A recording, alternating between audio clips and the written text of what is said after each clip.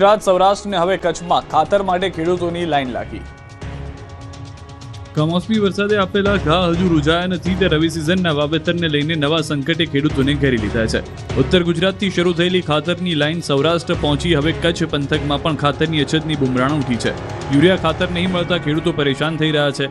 ખેડૂત ખેતરમાં નવી સિઝનની તૈયારીમાં જોતરાવાની જગ્યાએ ખાતર માટે રજળપાટ કરવા મજબૂર બન્યો છે।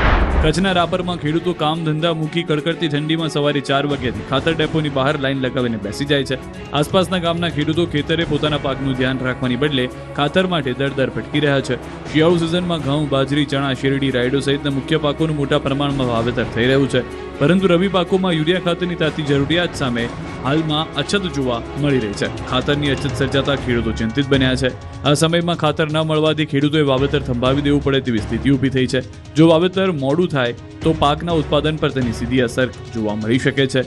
ત્યારે ખેડૂતોની એક જ માંગ છે કે ઝડપથી ખાતરની તંગી દૂર કરવામાં આવે। કચ્છ જેવી જ ખાતર માટે લાઈન લાગી અરવલ્લીમાં। આપણે અહીંયા ઘઉં વાયા અહીં તે ખાતર નાખવું છે એ તો એડિયા ખાતર તો આપતા નથી। અમે સવારમાં આવીએ દન ઉગતાનો। કેટલા દિવસથી આવો છો? 4 દિવસથી રાજ્યમાં હાલ શિયાળુ વાવેતર ખેડૂતોએ કરી દીધું છે, પરંતુ રાજ્યભરમાં ખાતરની કૃત્રિમ અછત ઊભી થઈ છે। અરવલ્લીના મેઘરજ સહિતના વિસ્તારમાં છેલ્લા કેટલાક દિવસથી ખાતર નથી મળી રહ્યું। છેલ્લા કેટલાક દિવસથી યુરિયા ખાતરની તંગી સર્જાતા ખેડૂતો બેબાકડા બની ગયા છે। ઊભા પાકને બચાવવા ખેડૂતો સવારથી જ લાઈન લગાવે છે। અડધો કિલોમીટર લાંબી લાઈન લાગે છે, પરંતુ વારો આવતા ખાતર પૂર્ણ થઈ જતા લીલા મોઢે ઘરે પરત ફરવું પડી રહ્યું છે। યુરિયા ખાતરનો કકળાટ એટલો વધી ગયો છે કે ખેડૂત વર્ગ મૂંઝવણમાં મુકાઈ ગયો છે। પાકને બચાવવા માટે ખેતરે રહેવું કે પછી વધુ ઉપજ મેળવવા માટે યુરિયા ખાતરની લાઈનમાં ઉભા રહેવું તે સવાલ ઊભો થયો છે। ભૂખ્યા તરસ્યા પરિવારો 4 દિવસથી ખાતર લેવા માટે લાઈનમાં છે, છતાં ખાતર મળતું નથી।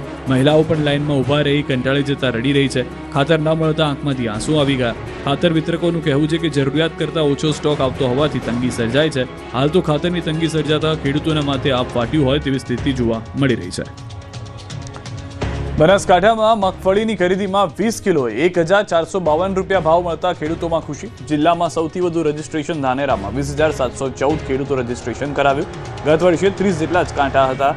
આ વખતે 10 જેટલા કાંટાનો વધારો કરવામાં આવતા બપોર સુધી જ ખેડૂતોનો વારો આવી જાય છે અને મોડી રાત સુધીમાં ખેડૂતોને ઊભા રહેવું પડતું નથી। ગત વર્ષે મગફળી ભરીને આવતા ટ્રેક્ટરોના લીધે ટ્રાફિક જામના દ્રશ્યો પણ સર્જાતા હતા। આ વર્ષે તમામ ટ્રેક્ટરો માટે 7 વીઘા જમીનમાં પાર્કિંગ બનાવવામાં આવ્યું છે। ટોકન પ્રમાણે પાર્કિંગ કરાવ્યા બાદ ટ્રેક્ટરોને મગફળી ખરીદી સેન્ટર પર લઈ જવામાં આવે છે, જેથી ધાનેરા ડીસા હાઈવે પર ટ્રાફિક સમસ્યા પણ હલ થઈ શકે છે।